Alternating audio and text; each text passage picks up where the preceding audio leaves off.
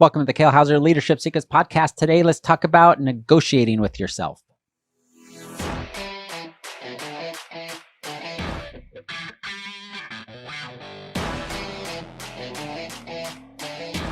Welcome, everybody, to the Kale Houser Leadership Secrets podcast. My name is Kale Houser. I appreciate you joining me today. How many of you ever have been laying in bed, your alarm just went off, or maybe it's, you woke up just before your alarm and you're sitting there and you're like, oh, I'm so warm and comfortable. This is an absolutely glorious thing. And you start negotiating with yourself. You're like, I know I've got a meeting here in 20 minutes, a Skype meeting or something, or I know I need to get on the road because traffic is bad. I know it's going to take me this extra time because I got to scrape off the ice off my window of my car.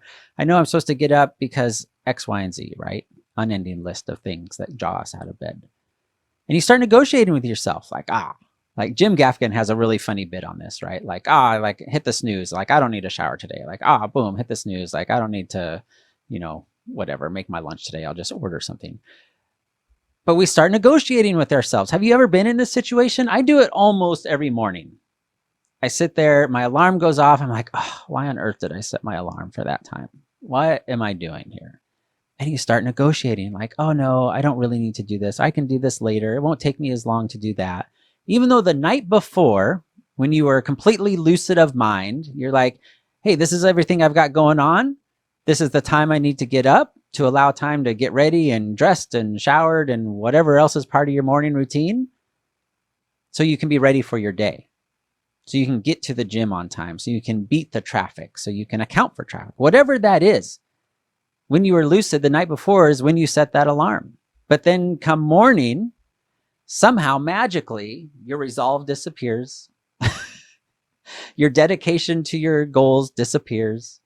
You don't even remember why you set those goals in the first place or why it was important, because that almighty blanket and warmness and that cocoon is calling you.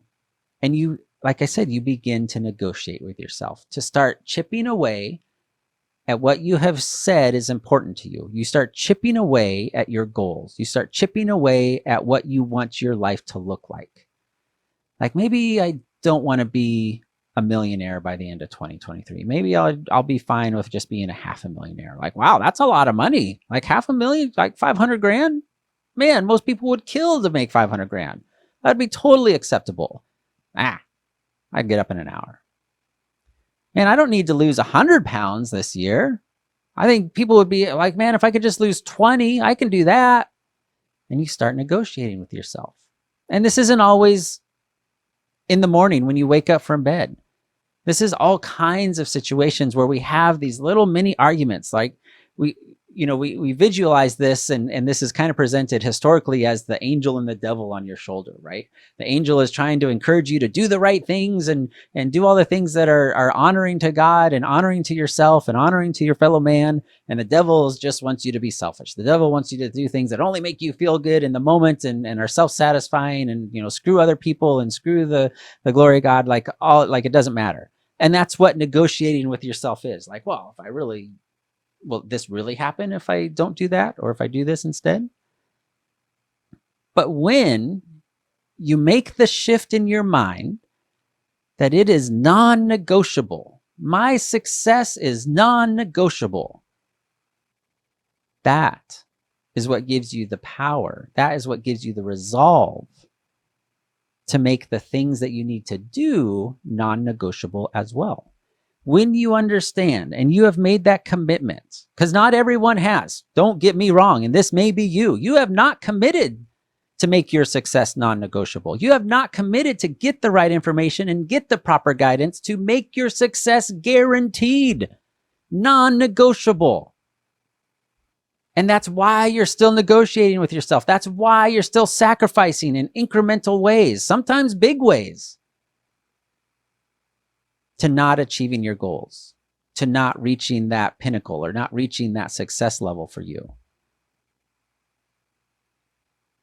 And not transfer to the things you know and you have determined because you sat down and you wrote them out. You had the discussion with your partner, business or personal, otherwise.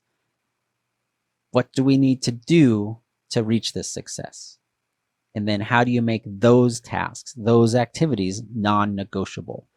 And this may be non-negotiable of, hey, I love you kids, but between these hours, you will not disturb me because I have to write these emails. I have to do these social media posts. I have to write these proposals. I have to make these phone calls. Like, I love you. And I'm doing this for us, for our family. So you will not disturb me for this hour, or these 2 hours, whatever that is, right? It becomes non-negotiable. Short of somebody bleeding or needing to go to the hospital. And then for that, we'll have a secret knock. And if you ever abuse it, you're screwed. You're in deep trouble. But how do you in turn, after you have determined that your success is non-negotiable, how do you translate that in a practical, meaningful way that the activities you need to do to reach that success become non-negotiable?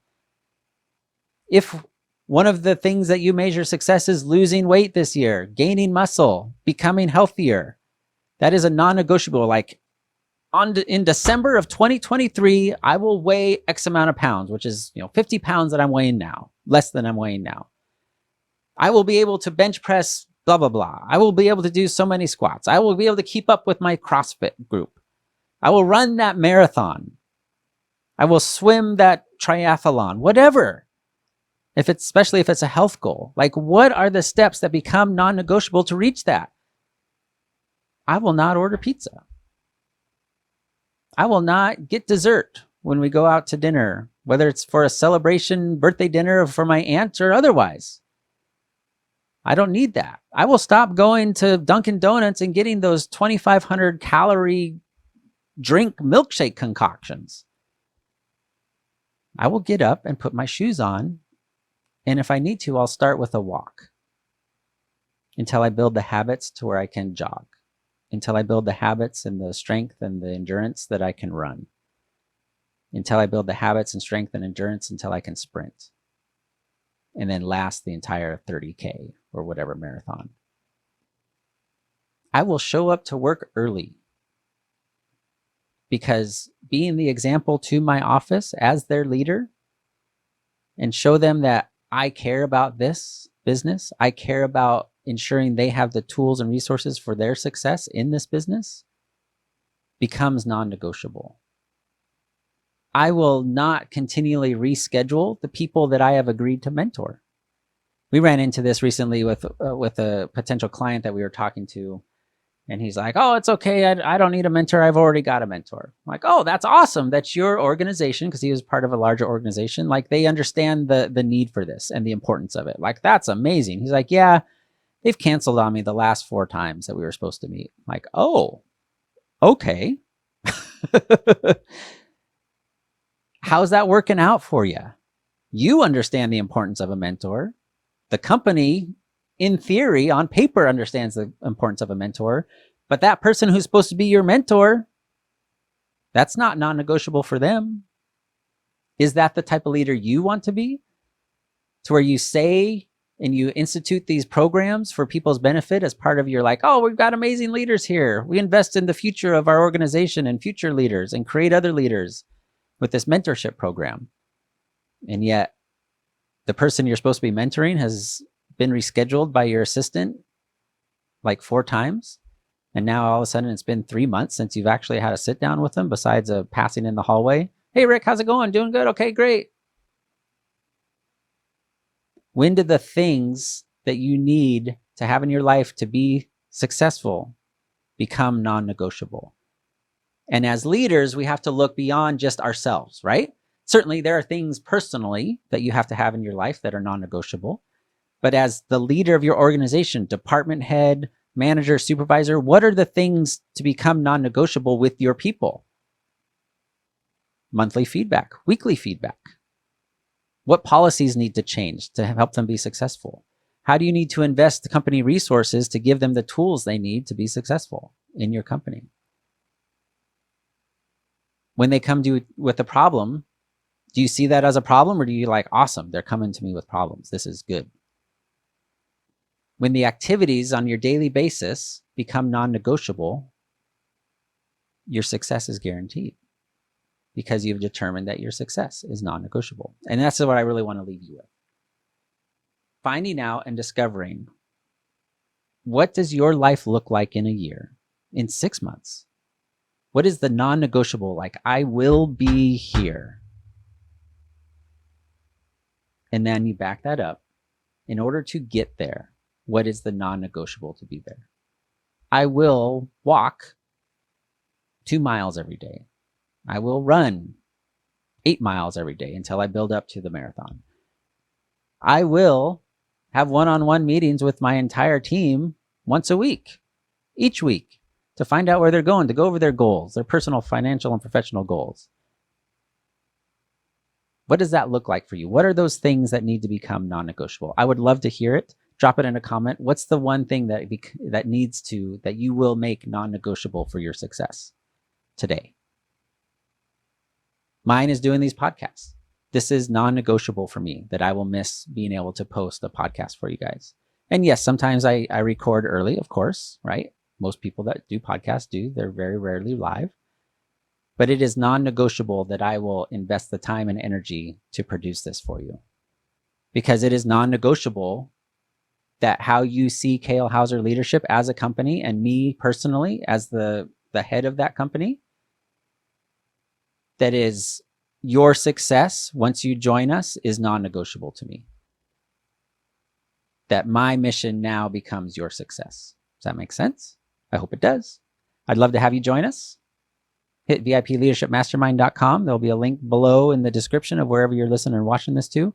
If there's something I can do personally, if you've got some issue happening, visit KaleHouserLeadership.com/call. You can book a call with us, but the best way really is to drop a DM and I will respond appropriately. And if you are in the midst of trying to figure out how to hire people, you're like, it's non-negotiable that I need to hire 3 people because I've been trying to do everything myself and I'm getting smoked. But I have no idea how to hire people. I have no idea how to write a job description. I have no idea even what questions to ask other than, are you breathing? Are you a felon? Do you do drugs? And can you get here to work on time? Can you lift the box, right? Like whatever that looks like for you. Hit KaleHouserLeadership.com. Get our top 10 interview questions you must be asking right now in order to find the right people for your business. It will change your life. And I look forward to talking to you soon. Let me know if you're finding this beneficial. No matter where you're at in the world, have a fantastic afternoon. Bye.